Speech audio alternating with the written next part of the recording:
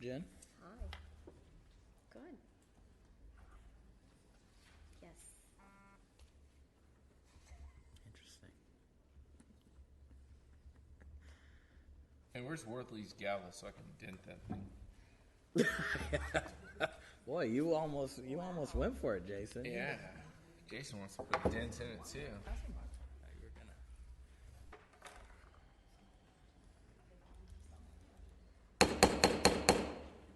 Good morning, everyone. Thank you for joining us for the meeting of the Tulare County Audit Committee. Today is October 4th, 2018, and we are going to call this meeting to order. At this time, we will take up item number 1, which is public comments. At this time, any member of the public may comment on any item that is within our jurisdiction but not appearing on today's agenda. Public comment can and will be limited to 3 minutes. Is there anybody here wishing to speak under the public comment period? All right, seeing none, we will end the public comment period, dent and Worthy's gavel, and move on to take up item 2, typically the most controversial item of the meeting, and that is the approval of meeting minutes. Second. Motion from Supervisor Crocker, second from council? Britt. From JB. Mr. Britt, JB. All right. All in favor, please signify by saying aye. Aye. All opposed, the same. Motion passes unanimously. Next, we're going to move on to item 3, which is a request to review and accept the cash shortage report for fiscal year 2017-2018. Good morning. Morning, members of the committee. My name is Amanda Manji, and today I'll be presenting the fiscal year 17-18 cash shortage report. Per section 9.3 of the County of Tulare Cash Manual, a report of all cash shortages brought to the attention of the Auditor Controller's Office will be presented to the Audit Committee annually. In accordance with this provision, we've summarized the 6 cash shortages that were reported to our office during the fiscal year in the tables shown on the memo. So the first being the Auditor Controller's Office Tax Collector Division of a $5 cash shortage. Then I had a question on that one. That's kind of crazy. The cash shortage in the auditor's division. I mean, what's up with your internal control policy? Okay, go ahead. Next being the Health and Human Services Agency, the Lindsay District Office of a cash shortage of $350, followed by Solid Waste Department at the Teapot Dome Landfill with a cash shortage of $700. Then the same Solid Waste Department, Visalia Landfill, cash shortage of $100. The Sheriff's Office, Visalia Substation, shortage of $50. And Resource Management Agency, Porterville Permit Center, with a cash shortage of $10. Totaling a cash shortage amount reported in the fiscal year 17-18 of $1,215. And I'd be happy to answer any questions that you have. Any questions or comments, Supervisor Crocker? Do we look at year to year and see if there's trends, if we have departments that are regularly having cash shortages, and if so, does that trigger additional audits or other type of, so are any of these, if we do have those, or any of these questionable that we're going to be reviewing some more? I think that we take it into account during our risk assessment as the primary source. I'm not sure that's the primary way that we assess that. So it is incorporated in that, but as far as a consistent trend just based off of cash shortages, we don't do that. It's just risk assessment. Any other questions or comments? I noticed a lot of, one of the consistencies was the majority of the shortages were in Porterville, so I say a lot about that community and just out there. Anything else? On the landfill, too. Okay. Seeing none, this is a request to accept the report. Chair will entertain a motion. Move to accept. All right, we have a motion by council. Second. Second by Supervisor Crocker. All those in favor, please signify by saying aye. Aye. All opposed, the same. Motion passes unanimously. We're now going to move on and take up item 4, which is a request to review and accept the Purchasing Department Cash Disbursement Cycle second and final closeout follow-up audit report. Now that is a mouthful. Yes, it is. So I read slowly. I'm glad that you said it, and so I don't have to. But so I will also be presenting on that. The initial audit report is dated October 28th of 2015. The first follow-up was conducted, or the report was issued April 20th, 2017. The objective of the second follow-up report was to determine whether the department implemented the 3 remaining recommendations contained in the first follow-up audit report. The areas the department's improved on since the first follow-up are all of the cash disbursements in the population had accurate invoices. 48 of the 50 applicable invoices in the population, or 96%, were paid timely, which is a significant improvement since the first follow-up, in which only 64% were paid timely. Invoices were paid within 24 days on average, which is an improvement of 10 days from the first follow-up audit. Based on the testing of the 3 remaining recommendations, 2 were implemented and 1 was partially implemented. Moving to finding A, invoices not paid timely, we recommended that they monitor the payment terms of all invoices and review contracts for changes in payment terms before signing them. This was implemented. Moving to finding B, invoices not calculated correctly, we recommended that the department review all payment documents for the pertinent information and accuracy, and that they develop and implement policies and procedures to ensure the invoice review processes are followed by staff, and this was also implemented. Finally, finding E, policies and procedures not documented, we recommended that they develop and document all of its significant business processes and ensure that they are kept accurate, complete, and current at all times. This was partially implemented. In the initial audit, the department did not have adequate written policies and procedures documenting current delegations of authority and responsibilities and significant business processes. In the first follow-up audit, staff desk manuals were completed, but the purchasing policies and procedures for the county departments was still in progress, which we determined to be partially implemented, would be considered fully implemented once the revised policies are issued, which was expected to be completed in June of 2017. And finally, in the second follow-up audit, the department had not yet issued the revised purchasing policies and procedures. Per inquiry, there were unforeseen additional revisions needed to the policies as a result of the department integrating with general services in December of 2017. Since the department has not issued the revised policies, this recommendation remains partially implemented. However, in August of 2018, the department presented to the board that the revised policies will be completed prior to January of 2019. Since this matter has been addressed with the board, we will not perform a third follow-up audit, but will confirm the revised policies are issued by the date specified. Therefore, this report represents the final closeout of the initial audit.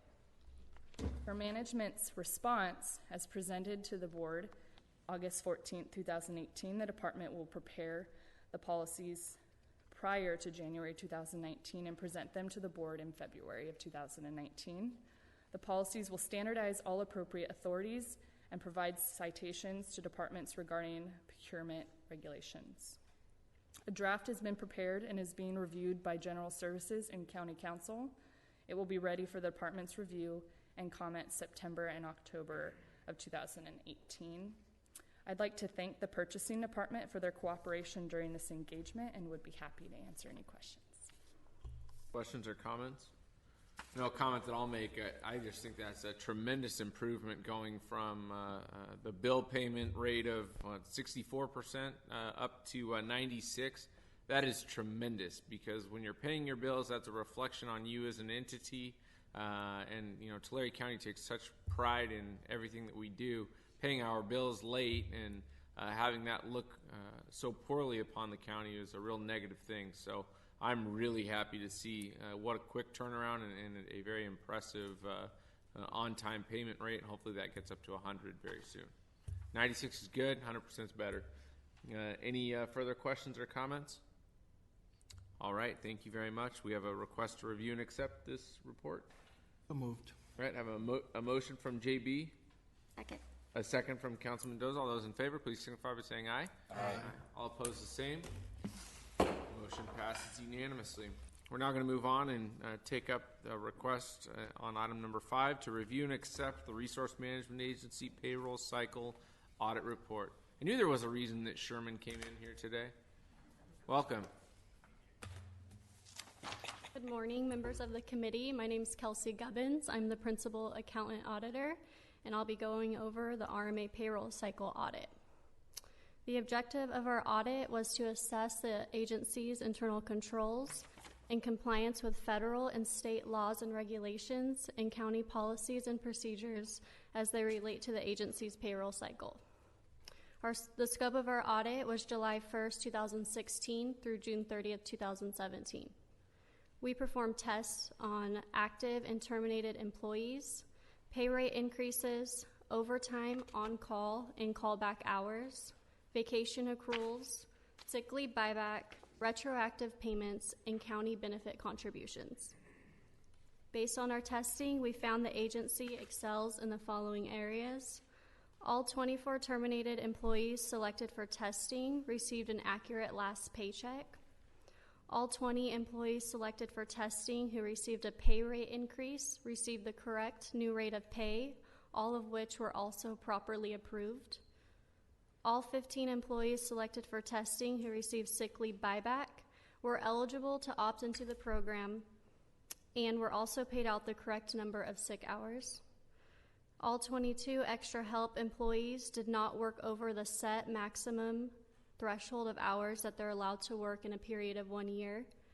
All 10 retroactive payments selected for testing were accurate and properly approved.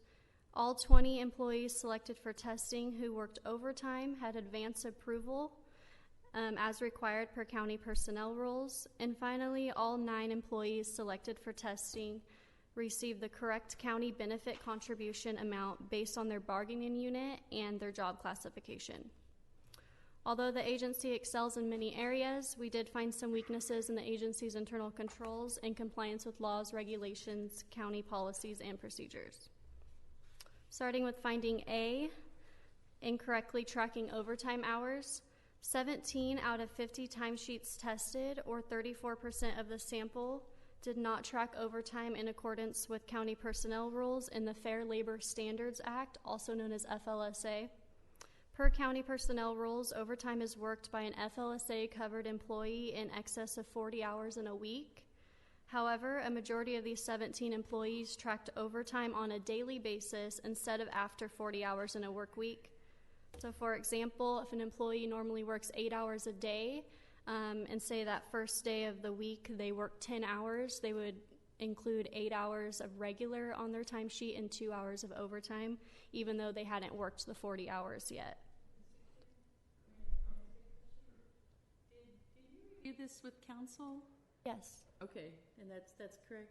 Okay, That's because I had a vague idea California was stricter, and so California law wouldn't apply to us for county overtime. okay, thank you. So it's only private employers. Debate amongst the council. Good job. I like it. No, consulting for superior knowledge. All right, check it. Okay, one of the 17 resulted in an employee being underpaid 1 hour of overtime, or $28.50. We recommended that the agency remind employees of the importance of filling out their timesheets accurately and to ensure that supervisors thoroughly review them to ensure overtime is tracked correctly, and to work with HR&D to remedy the underpayment. Per their management response, the agency concurs with the recommendation.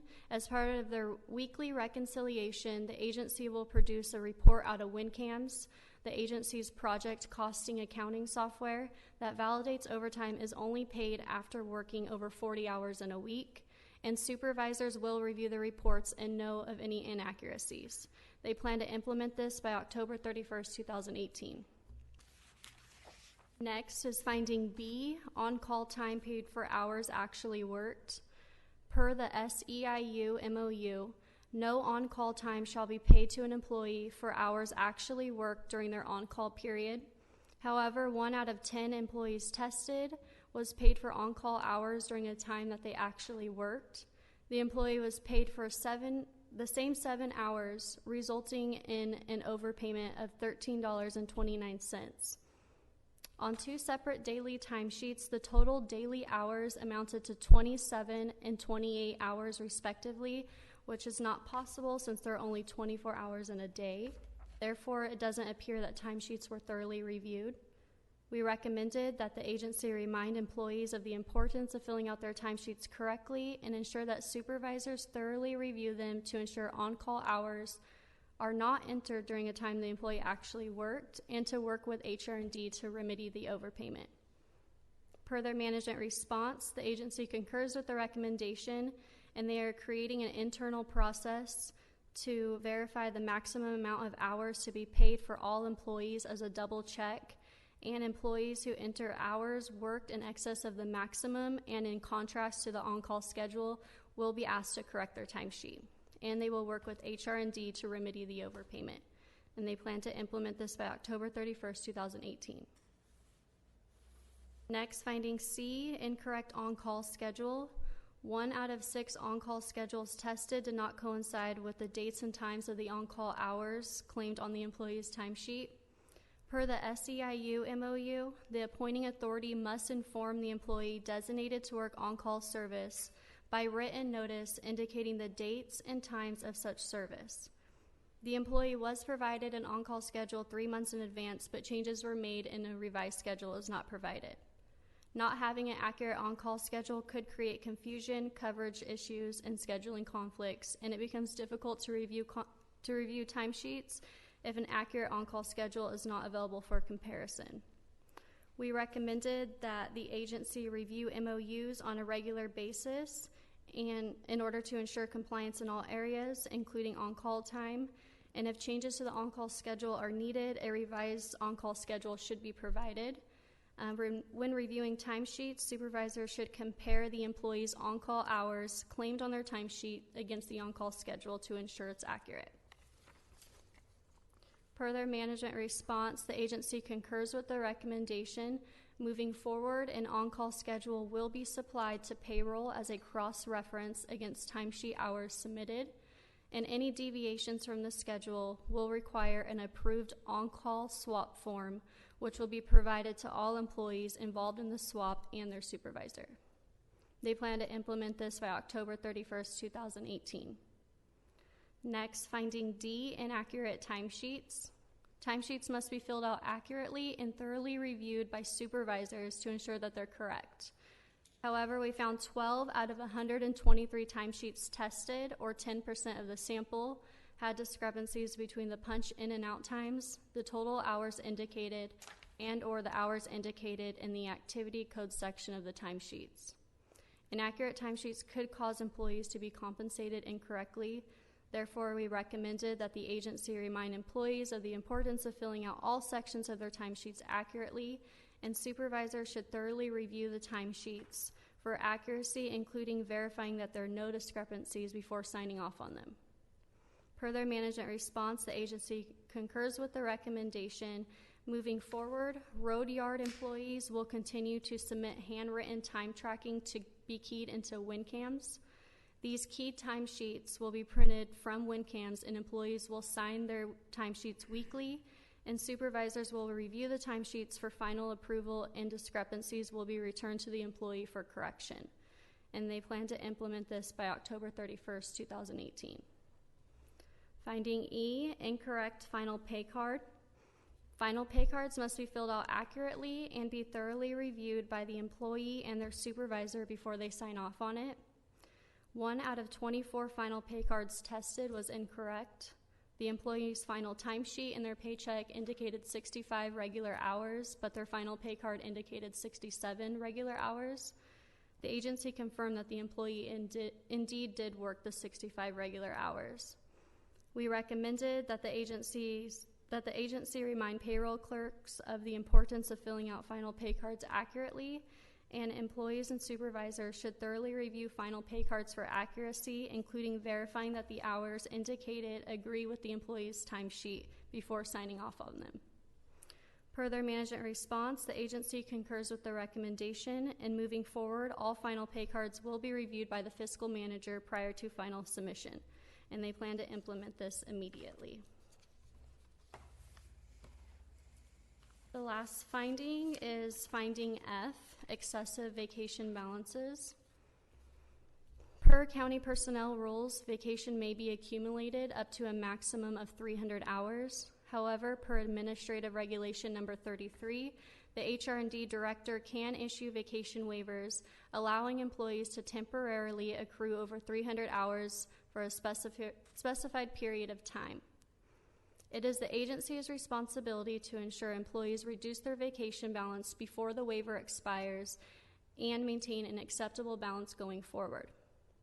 At fiscal year end 2017, there were 35 total vacation waivers in the county, 11 or 31% of which belonged to the agency, making them the #1 department in terms of the number of vacation waivers issued.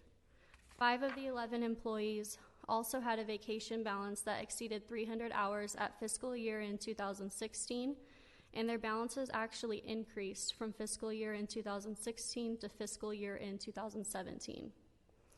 Therefore, it appears the agency does not have a sufficient plan to ensure employees with vacation waivers reduce their balance and maintain an acceptable balance going forward.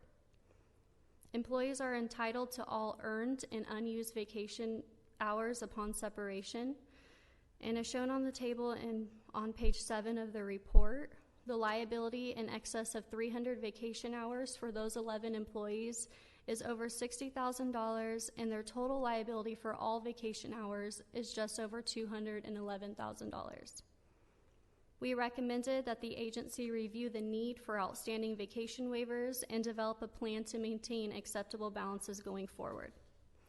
Per their management response, the agency concurs with the recommendation, and they have established a policy that requires employees to provide an acceptable vacation accrual reduction plan to the director prior to any further vacation waiver approvals. And they plan to implement this immediately. And that concludes the results of the audit. We want to thank RMA for their cooperation and willingness to implement our recommendations, and I'd be happy to answer any questions that you may have. Chronic issues in RMA must have started when Spada was the director down there. No laugh, Spada? I'm kidding. Come on, Mike. Lighten up down there. Supervisor Crocker. Yeah, I just I want to discuss the last of the excess vacation balances, because I do think that that's it's something that needs to be adjusted. That we need to take this seriously. I think it's important for all employees and departments. We provide vacation for the sake that people utilize them. I mean, that's really the purpose of vacation, is so that you don't get overworked, you're not overburdened, you can relax, you can get away from the office. And if you're not doing that, as critical as your job is, then that's really not only is that not helping yourself, but it's not helping the county as well. And so it's not a matter of punishment, but I mean, people should be able to manage their own schedules, but within the bounds that are reasonable. So not only from a fiscal standpoint is it an issue for the county if we have a large number of these individuals that we're having to pay out, but from an actual stress level and from a work-life balance. I mean, it's very important that individuals take that, and I think it's fairly common to have staycations or whatever. I mean, go up into my district in the Sequoia National Park. You don't have to leave the county to have a nice, enjoyable visit away from the office, and there's no cell reception up there, so you don't even have the temptation of looking at your emails or getting phone calls or et cetera. So for Sherman, this is something that I'm glad to see that there's immediate action that's going to be taken, but there really needs to be plans that are implemented that are reducing these levels over a period of time. Now, granted, I don't know that we want people taking 4 months off, or whatever. So, I mean, there needs to be a plan that's reasonable. But the goal is that for these vacation hours to be utilized, so that we have people that are, when they come back to work, they're ready to work, they're energized, they're ready to go, they're focused, and they have a new vigor to do the serious tasks that we have. Questions or comments further? A question, Sure. kind of for the department. Have you looked at, and in going through this with the auditor's office, have you looked at whether or not there's a pattern with a particular classification, division, if there's a root cause, like staffing, workload, that sort of thing. As far as a vacation accrual? Right. I believe the majority are exempt, so it's exempt employees. And, there's been a number of position changes at RMA over the last few years, which I think has attributed to some of the excessive accrual. But absolutely, to your point, I mean, it's obviously on the fiscal side very important to not have this lingering liability that's growing and growing, but for the sake of the employee as well, their well-being. So I think over the last year, what the report doesn't show is those that had vacation waivers and then put the plan together and didn't need vacation waivers. So there is an effort to reduce that, and I think a number of them will be able to fall off, between the 6 months that we allow the vacation waiver to last before another vacation waiver will be requested. There's a couple on there. Obviously, they're not going to get reconciled within 6 months, so but we'll continue to try to push that number down. So. Yeah. And I actually think it makes for an even more interesting question, and that is more for HR, but the issuance of vacation waivers and the whys behind it.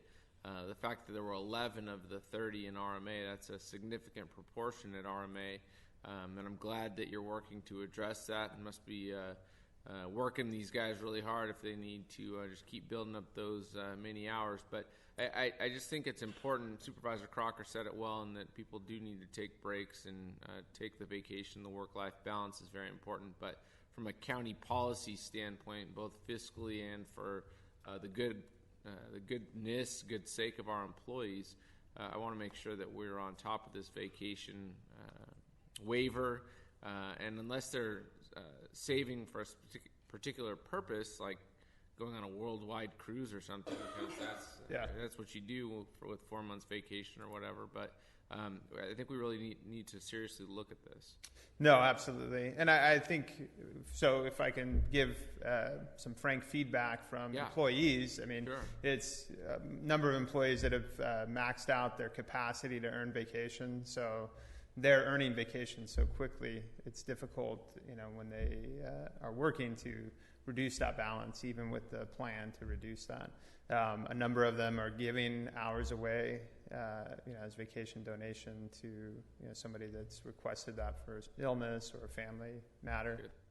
So I think there's a desire for them to reduce it and stay within that 300. I think sometimes with the workload and their responsibilities and the quickness with which they earn vacation, that becomes a difficult task. So, that would just be the feedback. I mean, I think our desire within our scope is to try to, abide by the rules and not have as many vacation waivers moving forward. So, thank you. Any further questions or comments? Anything, Mike? I'd just like to say it was great working with the auditors. They were very easy to work with, especially Kelsey, and assisting us kind of developing some strategies to correct the issues that they found. So, and it's really nice to hear that, because that's music to my ears. Well, I'm an accountant, so maybe I'm a little biased and get along with them easily, but it was a good working relationship. So that's a testament to Cass having good people in his department. Good job, Cass. Keep up the great work. I don't know. I think he's just trying to butter you guys up because he's afraid of what's going to come next. I'm not one of the violators of the vacation. So no bias. Thank you. Appreciate it. All right, there is a request to accept this report. I will entertain a motion at this time. Motion to approve. All right, motion by Councilman Doza, second by Supervisor Crocker. All those in favor, please signify by saying aye. Aye. All opposed, the same. Motion passes unanimously. All right, next we're going to move on to take up item 6, which is a request to review and accept the Health and Human Services Agency payroll cycle audit report. And Mr. Chair, I'll declare a conflict on this one and join the audience. Okay. The audience? Yes. Is that, you still have maybe undue influence if you're out there. Okay. Not a legal conflict. He doesn't have to leave. Okay. He's just a conflicted gentleman. Always conflicted. Okay. The objective of this audit was to assess the agency's internal controls and compliance with federal and state laws and regulations and county policies and procedures as they relate to the agency's payroll cycle. The scope of our audit was July 1st, 2016 through June 30th, 2017. We performed tests on active and terminated employees, pay rate increases, overtime on-call and callback hours, vacation accruals, sick leave buyback, retroactive payments, incentive pay, shift differentials, and county benefit contributions. Based on testing, we found that the agency excels in the following areas. All 24 terminated employees selected for testing had an accurate final timesheet, paycheck, and benefits payout. All 39 employees selected for testing who received a pay rate increase received the correct new rate of pay. All 8 extra help employees did not work over the set maximum threshold of hours that they're allowed to work in a period of 1 year. All 13 retroactive payments selected for testing were properly approved by the department head and the HR&D director. All 30 employees selected for testing who worked overtime had advance approval to work the overtime hours as required per county personnel rules. All 7 employees selected for testing who had callback hours were called back to work for an emergency situation as required per county personnel rules and the employee's memorandum of understanding. All 57 employees selected for testing who worked overtime tracked their overtime hours on their timesheets in accordance with county personnel rules and the Fair Labor Standards Act, or FLSA. And all 10 employees selected for testing who received the correct county benefit contribution amount based on their bargaining unit and their job classification. Although the agency excels in many areas, we also found some weaknesses in the agency's internal controls and compliance with laws, regulations, and county policies and procedures. Starting with finding A, incorrect on-call schedules. 2 out of 4 on-call schedules tested did not coincide with the dates and times of the on-call hours claimed on the employees' timesheets. Per the SEIU MOU, employees designated for on-call service must be informed by written notice indicating the dates and times of such service. The 2 employees were provided an on-call schedule in advance, but changes were made and a revised schedule was not provided. Not having an accurate on-call schedule could create confusion, coverage issues, and scheduling conflicts, and becomes difficult to review timesheets if accurate on-call schedules are not available for comparison. We recommended that the agency review MOUs on a regular basis in order to ensure compliance in all areas, including on-call time. And if changes to on-call schedules are needed, a revised on-call schedule should be provided. When reviewing timesheets, the supervisor should compare the employee's on-call hours claimed on their timesheet against the on-call schedule to help ensure accuracy. Per the agency's management response, the agency concurs with the recommendation. In April of 2018, the agency's payroll staff instructed Child Welfare Service Program staff to notify payroll of all on-call schedule changes within their program to ensure that time cards accurately reflect the on-call schedules. The agency plans to implement this same process with 3 other programs that utilize on-call scheduling, and they plan to implement this by pay period 23 or October 14, 2018. Finding B, timesheets not signed. Timesheets should be signed by both the employee and their supervisor. Also, per the agency's internal policies, employees are required to sign an employee timesheet verification form upon hire, which certifies that they will confirm their timesheets are accurate before electronically submitting them. 14 out of 175 timesheets tested, or 8% of the sample, were not electronically signed by the employee. 11 of these 14 had a signed employee timesheet verification form certifying the accuracy of their timesheet, and the remaining 3 did not have the form. If employees do not certify the accuracy of their timesheets, there is an increased likelihood of errors to occur, causing them to be compensated incorrectly. Per our recommendation, the agency should remind employees of the importance of filling out their timesheets and signing them to certify their accuracy, and ensure that all employees sign an employee timesheet verification form upon hire. Per their management response, the agency concurs with the recommendation. In November of 2017, HHSA Human Resources started including the timesheet verification form in all new hire packets, which employees complete and sign during the new hire orientation. The agency's payroll unit will continue to monitor the employees that habitually do not approve their timesheet and remind supervisors of the importance of employees' timesheet approvals. And they implemented this in November of 2017. Next, finding C, incorrect use of vacation credit. Per county personnel rules, employees should only receive vacation credit if a holiday falls on a Saturday or the employee's scheduled day off Monday through Friday, or if an employee is required to work on the holiday, then they're entitled to 1 hour vacation credit for each hour worked up to a maximum of 8 hours. However, we found that 17 out of 82 employees tested, or 21% of the sample, incorrectly received vacation credit for a holiday that fell on a Friday. These 17 employees were exempt employees who regularly worked a partial day on Fridays and received vacation credit to equal the full 8-hour holiday, even though they did not work on the holiday, nor did the holiday fall on their scheduled day off. The vacation credit received by these 17 employees amounted to nearly $1,500, not including the county's liability for payroll taxes and retirement contributions.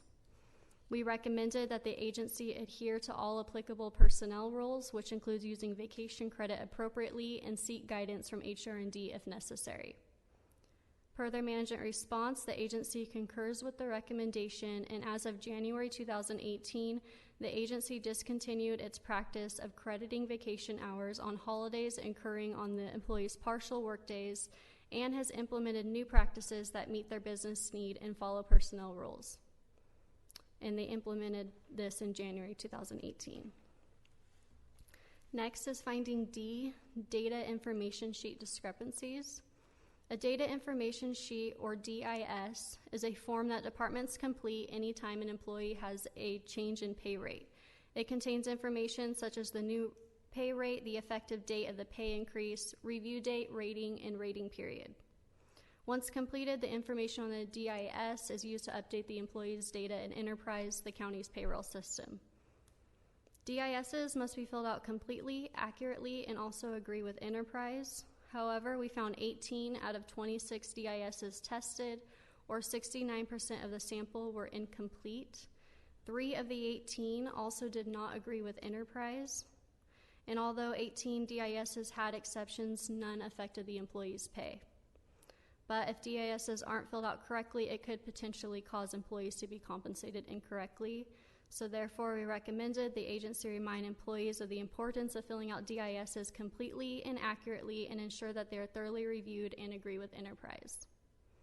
Per their management response, the agency concurs with the recommendation. To address the incompleteness of the forms, they will provide ongoing training for DIS preparers to reinforce the importance of complete and accurate forms, and they will also remind reviewers of the importance of reviewing DIS forms for accuracy and completeness, and they plan to implement this by pay period 23 or October 14, 2018. And the last finding E, incorrect retroactive payments. The agency had 152 instances of retro payments in fiscal year 17, totaling just over $35,000. Retroactive payments refer to income owed to an employee from a previous pay period due to a number of reasons, such as receiving the incorrect pay rate. Typically, departments fill out a retroactive payment form and submit it to HR&D. The form must be filled out correctly and be thoroughly reviewed for accuracy to ensure that employees are compensated appropriately. However, we found 6 out of 20 retroactive payments tested, or 30% of the sample, were incorrect. 3 resulted in the employees being overpaid. 2 of these 3 incorrectly included 1 additional pay period than the employees were entitled, resulting in overpayments of $87 and $1.27 respectively. And 1 included a bilingual payment that was already accounted for on the employee's paycheck, resulting in an overpayment of $40. The other 3 retro payments resulted in the employees being underpaid. 1 of these 3 did not account for the employee's sick leave buyback, or 5% out of class pay, resulting in an underpayment of $136. 1 employee received 2 incorrect retroactive payments. The first one did not account for the employee's sick leave buyback payment, and there was a mathematical error resulting in a total underpayment of nearly $2,900. The second retro payment was issued to correct the mathematical error made while calculating the first retro payment, but it still failed to account for sick leave buyback, resulting in the employee being underpaid $156. We recommended that the agency remind employees of the importance of filling out retroactive payment forms correctly and ensure that they are thoroughly reviewed and account for all applicable pay types, and work with HR&D to remedy the over and underpayments. Per their management response, they will start the repayment process for the employee who is overpaid $40 for bilingual pay. They indicated that the retro payments for the employee who is overpaid $87 and the employee who is underpaid $136 were both calculated and processed by HR&D after an internal review of salary bands. In regard to the employee who was overpaid $1.27, the agency acknowledges that there was a keying mistake. However, our calculation rounded to the millionths and the agency's calculation rounded to the thousandths, causing there to be a very small rounding difference between the two calculations. They're now using a form that rounds to the millionths, so this should resolve any rounding differences going forward. Regarding the employee who is underpaid $156 for sick leave buyback, the agency agrees that there was an underpayment and will ensure the employee gets compensated appropriately. And they will reinforce the need to review retroactive payments and will work to resolve any over or underpayments. And finally, they'll arrange for ongoing training for payroll clerks. They plan to implement this by pay period 23 or October 14th, 2018. And that concludes the results of the audit. I'd like to thank HHSA for their cooperation and willingness to implement our recommendations. I'd be happy to answer any questions that you may have. Questions or comments? I was glad to see that you only had 5 findings, so that was pretty good, but still 5 areas to work on. And we have to remember that this is only a sample size, so this gives us an idea of what's happening, but we have to extrapolate to really get a full grasp of what the magnitude of these issues can be within a respective agency. And I'm glad that we're getting some different policies and procedures coming out of this and enhanced training so that we can limit this. And hopefully when you come over to the CAO's office, you won't have the same problems, Jason. So thank you very much. I'm glad to hear that hopefully you enjoyed working with the auditor's office too. Do you want to give him some compliments? Yes, we do, Mr. Okay, Chair. great. Jason Britt from HHSA. Yes, it's been a great working with the auditor's office. I believe, many of us have been in the agency a long time, and honestly, I think this is the first time. I don't know if the auditor had different records, but this is the first time in a long time that I think we actually had a payroll audit. And so we were very welcoming of it. We learned a lot through the process. And payroll, unfortunately, is one of those areas that tends to experience a lot of turnover. So it was a good experience for a lot of our newer payroll clerks and payroll supervisors to kind of go through this process. And I do thank the auditor for their patience because they were asking for lots of documentation, and because we're such a large agency, it took sometimes quite a long time to get all that together.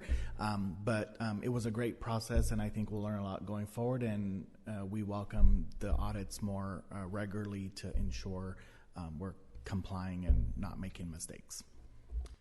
Quick question for the auditor's office. Do you guys have a regular payroll clerk training for county payroll departments?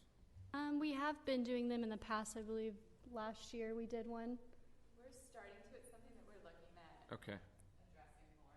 Yeah, something on a regular basis, because here we're talking about just the 2 payroll cycles within our 2 very large departments, and it seems like there were some consistencies and maybe some areas that we could just train general payroll clerks in various departments. I know each department's going to have its own intricacies, but I think it's very important that we could probably provide this training and maybe limit the number of findings or instances that we have to correct on a go-forward basis.